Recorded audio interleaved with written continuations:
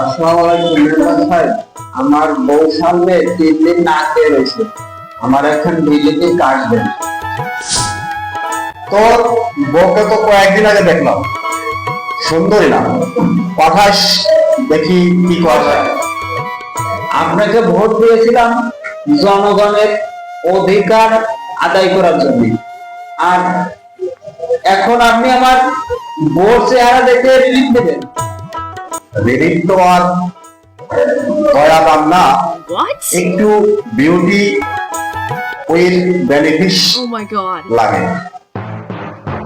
Benefit না member সাহেব, benefit benefits benefit benefit benefit সাহেব, আমি গরিব হতে পারি কিন্তু আত্মসম্মান বিক্রি করি না।